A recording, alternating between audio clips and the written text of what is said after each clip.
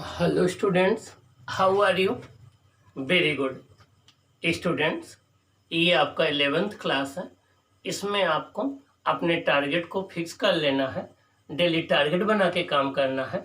Target को, अपनी मंजिल को छोटे छोटे टारगेट में डिवाइड कर लेना है और टारगेट को अचीव करके ही आपको वहाँ से रुकना है, क्योंकि आपको 11 के बाद 12 में पहुँचते पहुँचते सारे कंपटीशन क्वालिफाई करना है, आपको आगे बढ़ जाना है।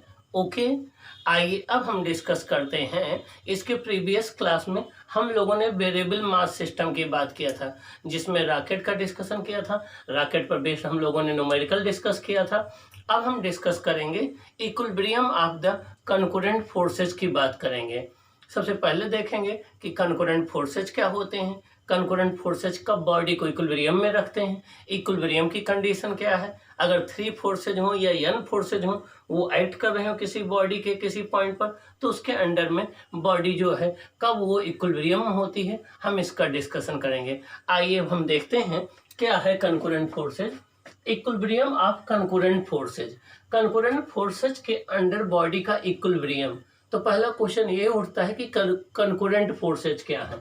देखिए, the forces acting on the same point of a body are called concurrent forces. वह सारे फोर्सेज जो किसी बॉडी के सेम पॉइंट पर एक्ट करते हैं उन्हें हम कंकरेंट फोर्सेज बोलते हैं। वह फोर्सेज जो किसी बॉडी के सेम पॉइंट पर एक्ट करते हैं उन्हें हम कंकरेंट फोर्सेज कहते हैं। ये पॉइंट ओ है, इस पर 3 फोर्सेज एक्ट कर रहे हैं, F1, F2 एंड F3, और सेम पॉइंट ओ पर एक्ट कर रहे हैं, तो ये तीनों फोर्सेज कंकरेंट फोर्सेज कहलाएंगे। क्या कहलाएंगे? कंकरेंट फोर्सेज कहलाएंगे। In the figure, F1, F2 and F3 are concurrent forces that are acting same point O of the body. ये एक बॉडी है, बॉडी के सेम पॉइंट O पर एक्ट कर रहे हैं, तो इनको हम कंकरेंट फोर्सेज कहेंगे। तो वह सारे फोर्सेज जो किसी बॉडी के सेम पॉइंट पर एक्ट करते हैं उन्हें हम कंकरेंट फोर्सेज कहते हैं। सबका पॉइंट ऑफ एप्लीकेशन सेम होना चाहिए। आइए अब देखें इक्विलिब्रियम ऑफ कंकरेंट फोर्सेज कब होता है। When a number of forces acts on a body at the same point and their resultant is 0, the body will continue in its state of rest or state of motion along a straight line and body is said to be in equilibrium. Means कोई एक body है, उस पर ढेर सारे forces act कर रहे हैं लेकिन सेम पॉइंट पर एक्ट कर रहे हैं और उन सबका रिजल्टेंट 0 है। कोई एक बॉडी है, उसके किसी एक पॉइंट पर कई सारे फोर्सेज एक्ट कर रहे हैं और सब फोर्सेज का रिजल्टेंट क्या है? 0 है। सब फोर्सेज का रिजल्टेंट क्या है? 0 है। तो उस केस में बॉडी या तो रेस्ट में रहेगी, अगर वो इनिशियली रेस्ट में है तो रेस्ट में रहेगी, अगर वो फाइनली इनिशियली मूव कर रही है तो फाइनली वो उसी वेलोसिटी से उसी डायरेक्शन में मूव करती रहेगी। ओके, तो ये क्या कहता है? When A number of forces acts on a body at the same point. जब किसी बॉडी के सेम पॉइंट पर ढेर सारे फोर्सेज एक्ट कर रहे हों एंड देयर रिजल्टेंट इन 0, उन सभी फोर्सेज का रिजल्टेंट 0 हो, the body will continue its state of rest और state of motion along a straight line. उस केस में या तो बॉडी इनिशियली अगर रेस्ट में है तो फाइनली रेस्ट में रहेगी, अगर इनिशियली वो स्ट्रेट लाइन में मूव कर रही है तो फाइनली उसी स्ट्रेट लाइन में उसी वेलोसिटी से मूव करती रहेगी। The body is said to be in equilibrium, और हम कहते हैं बॉडी इक्विलिब्रियम में है। Let us consider 3 forces F1, F2, F3 acting on the body at point O. अब हम देखते हैं कि F1, F2, F3 फोर्सेज जो हैं किसी बॉडी के किसी पॉइंट O पर एक्ट कर रहे हैं। अब F1, F2 ये है, F1, F2 का ये रिजल्टेंट निकाल लेते हैं। रिजल्टेंट ऑफ F1, F2 क्या हो जाएगा? ये हो जाएगा वेक्टर F1 प्लस F2 हो जाएगा। ये आपका F1 प्लस F2 हो जाएगा। If F3 acts on the body, ये आपका रिजल्टेंट हो जाएगा F1 प्लस F2।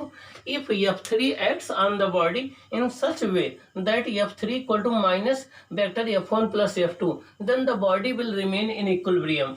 अगर F3 वाले फोर्स को हम इस तरीके से अप्लाई करें इस बॉडी पर कि F3 इन दोनों के रिजल्टेंट के इक्वल और अपोजिट डायरेक्शन में हो, तो उस केस में ये बॉडी इक्विलिब्रियम में होगी और ये तीनों फोर्सेज जो है इक्विलिब्रियम में कहलाएंगे।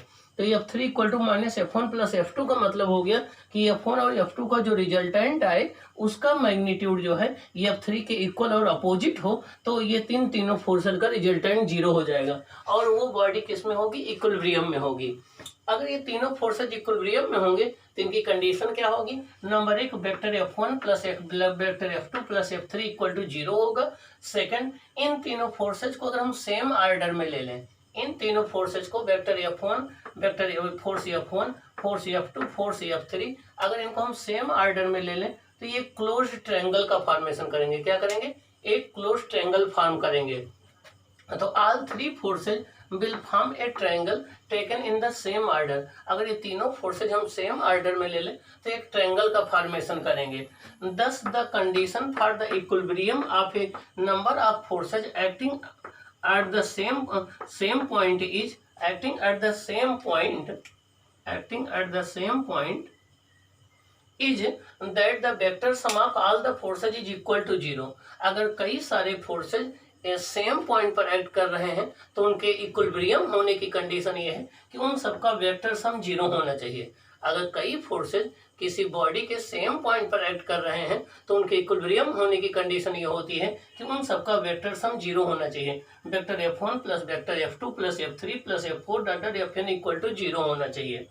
In general, a particle is in equilibrium under the action of n forces if all the forces form a closed polygon of n side taken in the same order। अब अगर हम general बात करें, मान लीजिए किसी बॉडी के एक ही पॉइंट पर 4 फोर्सेज एक्ट कर रहे हैं और वो बॉडी इक्विलिब्रियम में है, तो उन 4 फोर्सेज को सेम ऑर्डर में लेंगे तो एक वो क्वाड्रेटल या एक वो क्वाड्रेटल बनाएंगे।